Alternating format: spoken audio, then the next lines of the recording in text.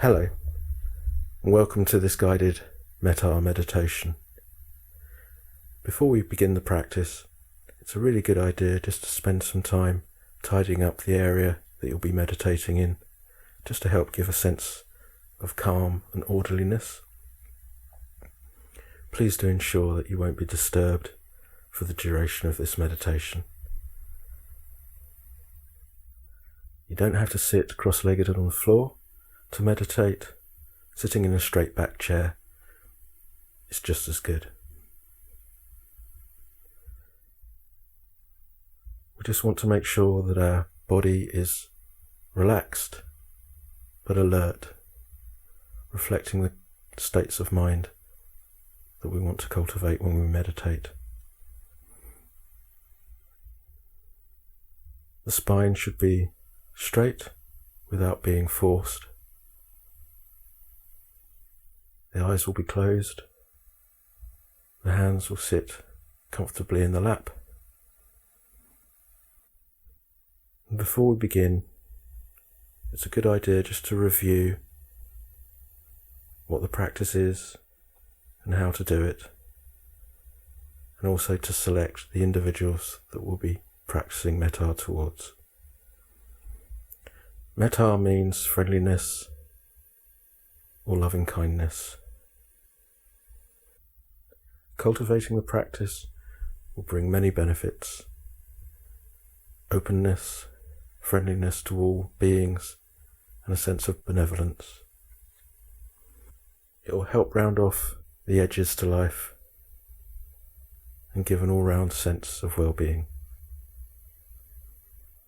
Importantly also, it will help to reduce negative states such as irritation, ill will, and resentment.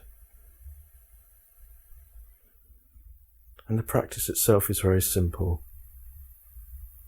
Really, all we're doing is thinking about people, connecting with them by thinking about their good qualities, the things that they do well, and then wishing them happiness and peace.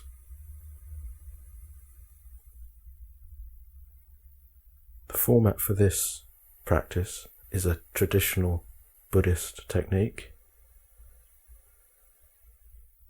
When we first begin, we will review the dangers of practicing ill will and resentment, and reflect on the benefits of practicing metta. We will then turn our attention to thinking about 5 people, thinking about their good qualities and wishing them well. And before we begin, I would like you to select who you'll be practicing the metta towards. The first person will be you. It's important that we practice friendliness towards ourselves. We are often the person that we reserve the most resentment and most irritation and most criticism, and that's so unnecessary. Now I'd like you to think of a respected person. It can be from any walk of life, but it's somebody for whom considering their good qualities will come easily because you respect them. Next, a good friend. Best to avoid a romantic partner, at least for the time being, until the practice is properly grounded. But any good friend will have many good qualities, because after all, they are your friend for reasons. The next person is slightly more challenging. It's somebody who is neutral. Somebody perhaps who you see or interact with, but you don't have any particular personal relationship with. Thinking about their good qualities will just take that little bit more work. And then finally, I'd like you to think of somebody with whom you have difficulties, somebody who pushes your buttons quite easily, somebody with whom you find it challenging to see eye to eye at times. The idea of the practice, therefore, is that we go from ourselves to the respected person, to the good friend, to the neutral person, and then to the person with whom we have difficulties, cultivating at each step a friendly outlook, a warmth of feeling, before moving on to the next person. So if you're sitting comfortably, with eyes closed, the back is straight without being forced, the hands are resting comfortably in the lap. There's no time pressure, there's nowhere to be, there's nothing to become. We're learning through meditation how to be calm, how to be mindful, how to be here now, without feeling that we have to be somewhere else, or someone else, or doing something else. The universe is perfectly content for us to just be.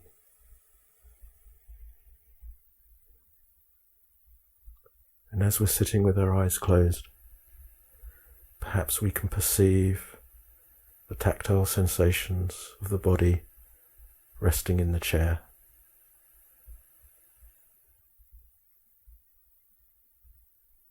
And there's a quietness, and there's an ease, and a sense of naturalness.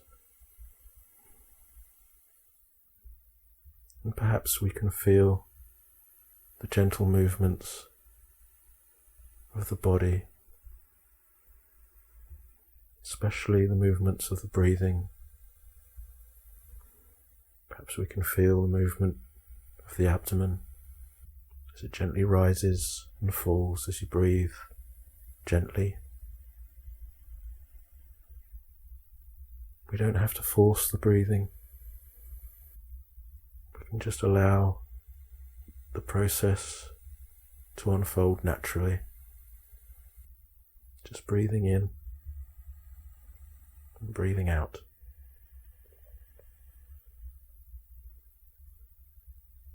And it's perfectly normal in meditation for there to be thoughts. And we can allow those thoughts to come up. And as thoughts arise, we take note of them. By taking note of them, they don't take hold of us. They may be thoughts about the past. They may be thoughts about the future. They may be thoughts about the present. So each new wave of thinking we can acknowledge and wait and observe how those thoughts pass away again. By acknowledging the thoughts, we don't create any resistance in the mind. By acknowledging them, they don't take over and obsess us.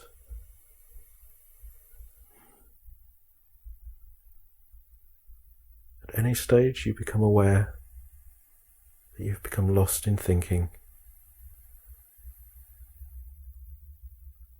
just simply acknowledge what kind of thoughts they are. Thoughts about the past, thoughts about the future, thoughts about the present. And then bring the attention back to the awareness of the breathing process. Or if that's difficult to find, then become aware of the body resting in the chair.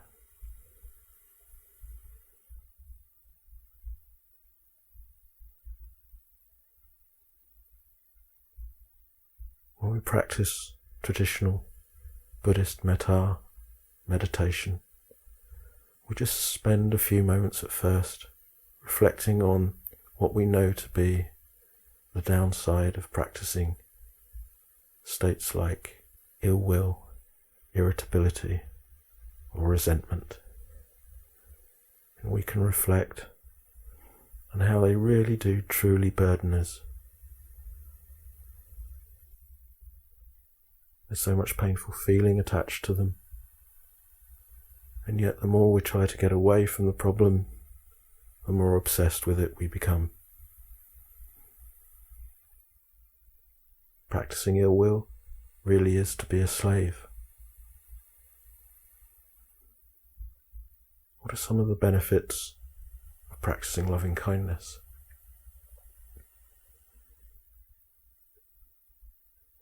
One sleeps better, one has positive dreams, and wakes up happy. You send out positive vibes, so people are a lot more friendly towards you.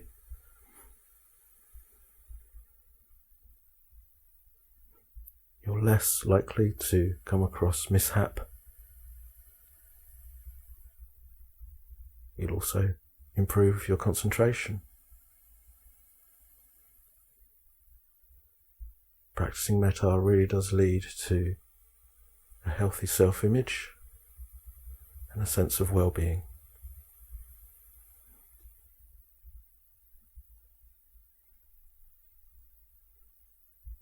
So the first person that we're going to practice metta towards is ourselves.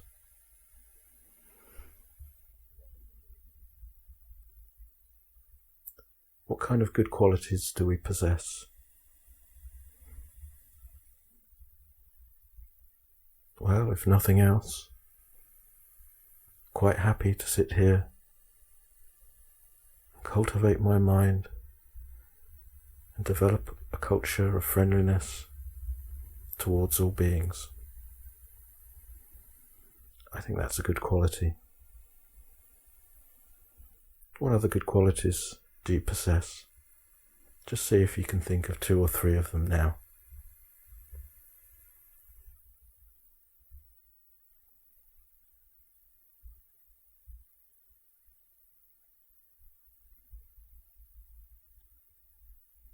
May I be happy, peaceful, and well. May no harm come to me. May no difficulties arise for me. May I always meet with success. May I have the patience and the courage, the understanding and the determination to meet and overcome all of life's trials and obstacles. May all my heart's desires be fulfilled. May I be happy, peaceful, and well.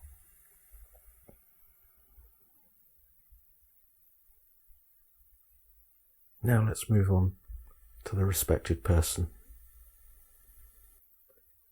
What are some of the good qualities of this respected person? The person I have in mind is wise, kind, strong.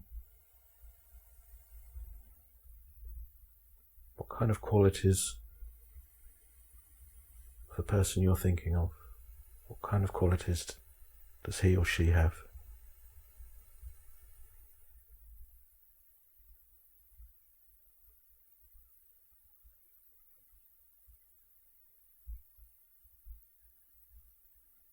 And perhaps you can picture this person in your mind.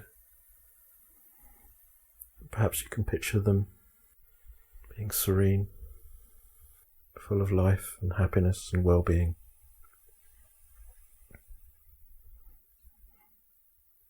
And if you can, it always helps to speak to them in the second person, like this.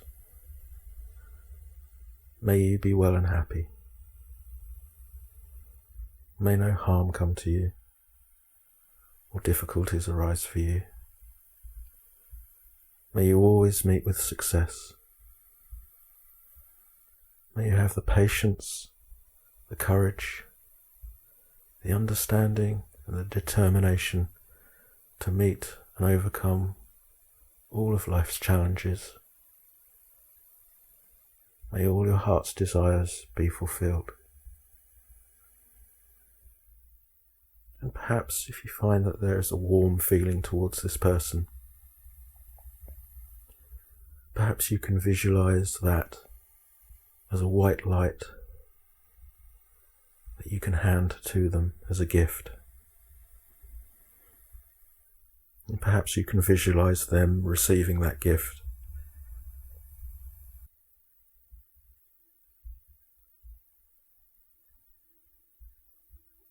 And perhaps their image can now fade away, and we can bring up the image of a good friend. What are some of the good qualities of this good friend?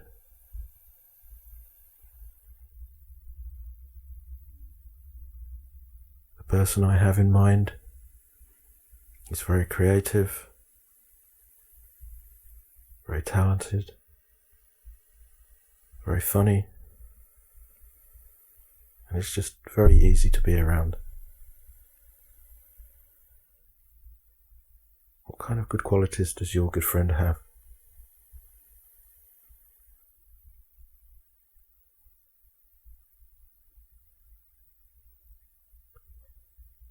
May you be well and happy.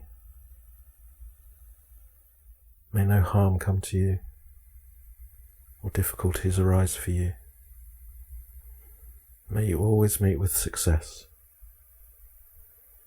May you have the patience, the courage, the understanding and the determination to meet and to overcome all of life's challenges. May all your heart's desires be fulfilled. And again, if there is a sense of friendliness or warmth, perhaps we can all bring that together and visualize giving them a gift of light. Visualizing your friend taking that gift of light, and your friend is happy and is smiling.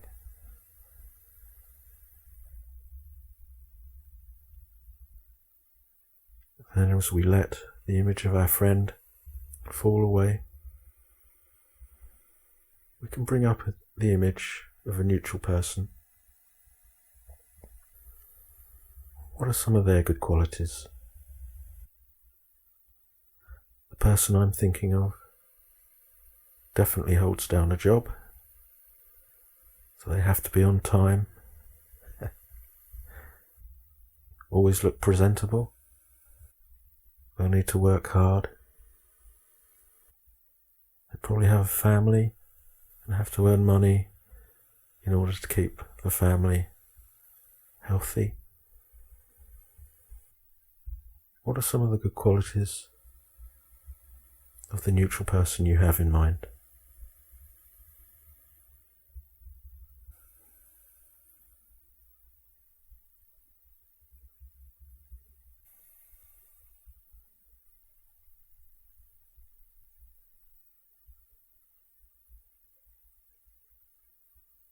May you be well and happy.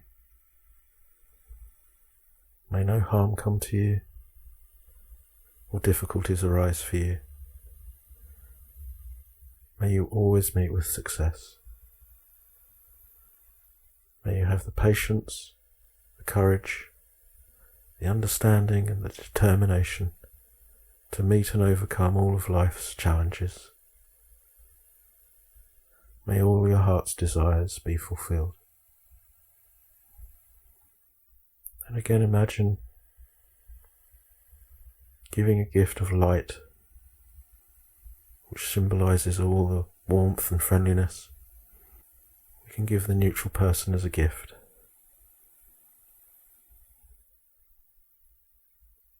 We can imagine and visualize the neutral person is smiling and is happy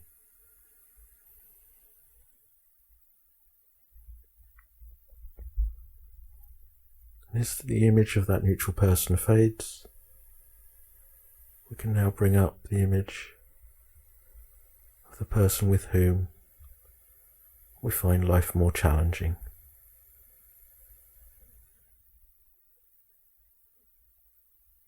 And what are some of their good qualities? Everyone has good qualities.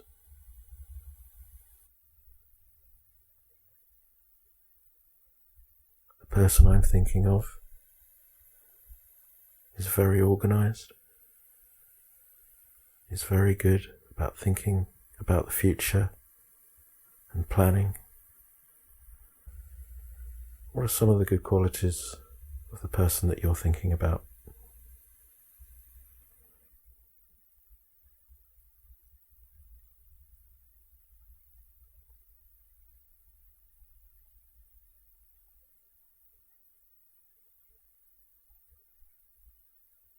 May you be well and happy. May no harm come to you or difficulties arise for you. May you always meet with success. May you have the patience, the courage, the understanding, and the determination to meet all of life's challenges. May all your heart's desires be fulfilled.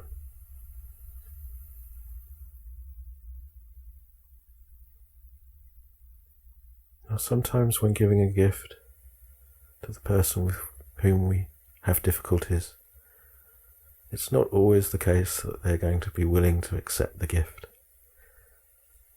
I hope on this occasion you're able to give that gift of light to them. But if they're not interested, just leave it close by them so that they can pick it up when they're ready.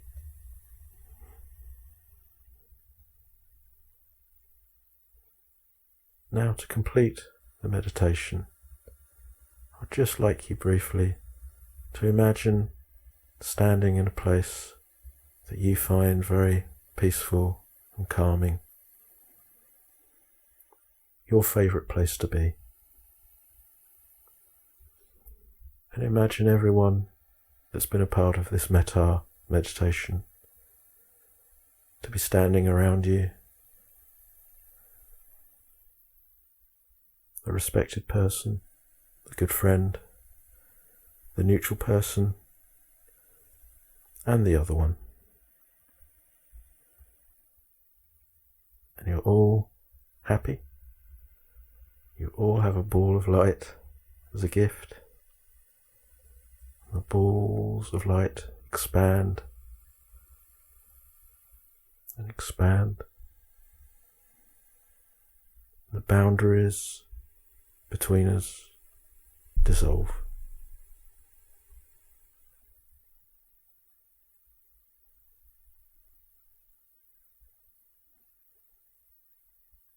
Now we can bring our attention back to the body, resting in the chair. Just giving ourselves a few moments before we open our eyes.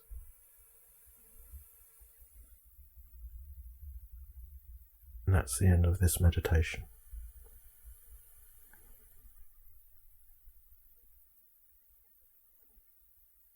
As a final thought,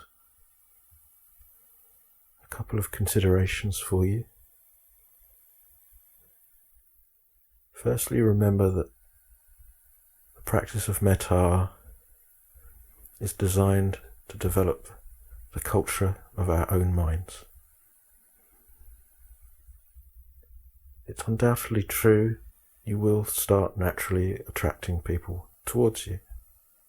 As you send out the good vibes, you find that those attitudes are reflected back to you by life. What we're not doing is trying to control anyone or attract anyone or trying to change anybody's mind. We're just changing our own minds. And the second point to consider is the nature of guided meditations themselves. They are useful initially to give us a sense of what the practice is and how to do it. But like the stabilizers on a bicycle, we soon outgrow their worth. So we need to be brave and learn how to practice this technique through guiding ourselves without any external aid. That way we will get the maximum benefit from our practice. I hope you have enjoyed this metta meditation.